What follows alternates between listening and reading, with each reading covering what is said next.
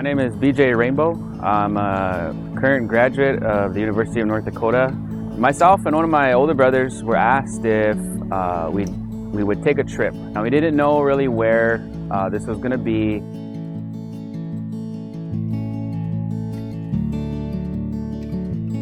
I'm Dr. Mikulak, Marcia Mikulak. I'm an associate professor in the Department of Anthropology.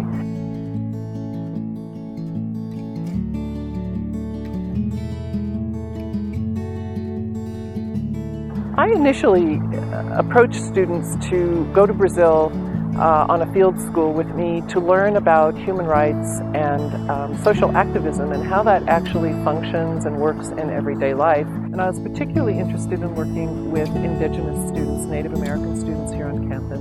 What better way to connect two indigenous nations than doing research, getting both of them to meet each other? We were truthfully hesitant. International travel for a lot of our students has not been their experience. Once we decided to do it, they were awesome. So we set out on a journey for 2 full weeks to go to right outside of Pesqueira in the state of Pernambuco, Brazil. It's when we got there that the fun really started. So my work with the Xukuru for the last 7 years has really been about activism and championing human rights. I've worked with Cacique Marcos Xukuru, who was the subject of an assassination attempt. 6 of their people had died over the last 25 years.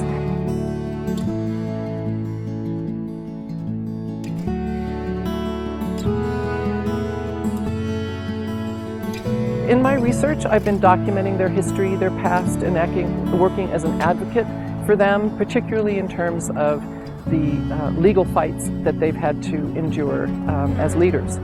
The Xukuru have been highly successful in their activism, and it's now a very safe environment for students to go to. So taking the students that I did to Brazil was an honor for me. We were treated very, very good. And that reminded us of being home. That's how I'm treated. That's how we're treated. The 2 young men who went with me learned a tremendous amount by spending almost non-stop time with the chief, the cacique.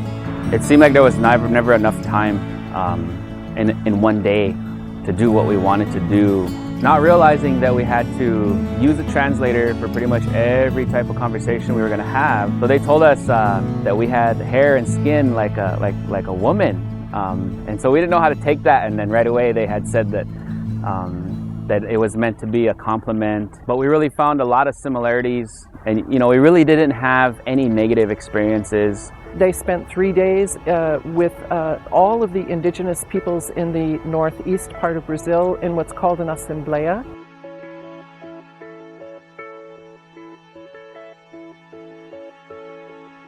That was something very different for us. So we really tried to just observe and just be a sponge and take in everything. During that time, they got to see how activism is done, how every year the indigenous peoples work very stringently and united to try to find out what their goals are.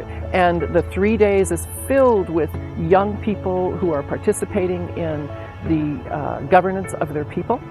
And at the end of the 3 days of these meetings and organization strategy meetings, and there's hundreds and hundreds of people who come to this, these young people and all of the chiefs and leaders and the Xukuru people themselves march, and there's over 7,000 people in this march. And we marched from right outside of Pesqueira in the mountains right down into the city there, and we stopped right at the spot where Xukuru was assassinated, and it was very powerful. Marquillo's dad and and their spiritual leader were 2 of the kind of founding people, individuals for their movement, their Xukuru movement. He was assassinated. This march every year is dedicated and is in memory and honor of him. Marquillo had us walk with all the leaders right in the front, and that was something else. The power of that movement, of the youth singing and just everything was something that we'll never forget. The 2 young men I took with me were put in the position of leaders right in front of the march. they were invited to sit in on many of the organizational meetings. They got to learn the history intimately from the chief himself of the fight for their organization and their leadership in the return of their lands. We could build a kind of leadership coalition, a leadership awareness that can help improve the lives of Indian students and Indians all over our country, here in the plains, but also it can spread to other areas in the United States. Planning on inviting them over here to the States to see what we talked about, to see some of our reservation lands, to see some of our different homelands. We already knew who we were going over there, and we weren't trying to be Xukuru people. What we were trying to do was to create that bond with them and to create that friendship and both of us together to plant the seed so that it can grow, to bring some of their young people over here to learn from us, to bring some more of our young people over there to learn, how they live, what their struggles are, what their history is, and to just keep things going. We have a saying, Matakie Oyasin, which means we are all related, and it doesn't mean just all the Dakota people are related or all the Mandan people are related. It means all of us human beings are related. And so we need each other. We need each other. And there's things that we've learned over there from them, how they self-sustain, that we can utilize. And there's things that we taught them over there about what we do now. I think it changed their lives. I think it was a profoundly meaningful experience for them. And this is why I want to continue the Brazil Field School.